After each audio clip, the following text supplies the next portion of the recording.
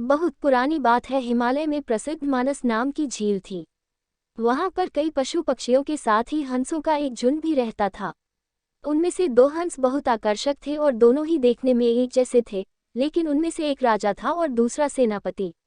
राजा का नाम था धृतराष्ट्र और सेनापति का नाम सुमुखा था। झील का नजारा बादलों के बीच में स्वर्ग जैसा प्रतीत होता था। उन समय झील और उसमें रहने वाले हंसों की प्रसिद्धि वहां आने जाने वाले पर्यटकों के साथ देश विदेश में फैल गई थी। वहां का गुणगान कई कवियों ने अपनी कविताओं में किया, जिससे प्रभावित होकर वाराणसी के राजा को वह नजारा देखने की इच्छा हुई। राजा ने अपने राज्य में बिल्कुल वैसी ही झील का निर्माण करवाया और वहां पर कई प्रकार के सुंदर और आकर्षक फूलों के पौधों के साथ ही स्वादिष्ट फलों के पेड़। वाराणसी का यह सरोवर भी स्वर्ग जैसा सुंदर था, लेकिन राजा के मन में अभी उन दो हंसों को देखने की इच्छा थी, जो मानस सरोवर में रहते थे। एक दिन मानस सरोवर के अन्य हंसों ने राजा के सामने वाराणसी के सरोवर जाने की इच्छा प्रकट की, लेकिन हंसा का राजा समझदार था। वह जानता था कि अगर वो वहां गए तो राज उन्हें पकड़ लेगा। उसने सभी हंसों को वाराणसी जाने से मना किया, लेकिन वो नहीं माने। तब राजा और सेनापति के साथ सभी हंस वाराणसी की ओर उड़ चले। हंसों के पहुंचने की खबर राजा को दी गई। उसने हंसों को पकड़ने की युक्ति सोची और एक रात जब सब सो गए तो उन हंसों को पकड़ने के लिए जाल बिछाया गया। अगले दिन जब हंसों का राजा जागा और भ्रमण पर निकला तो वह जाल में फंस गया।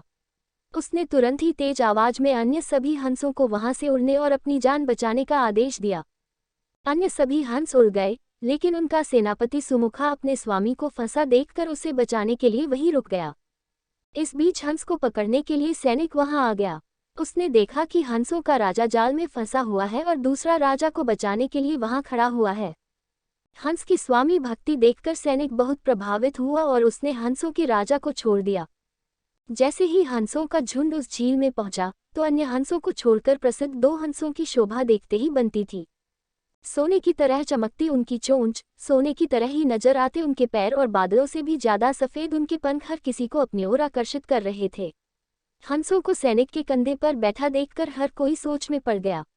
जब राजा ने इस बात का रहस्य पूछा तो सैनिक ने सारी बात सच सच बता दी।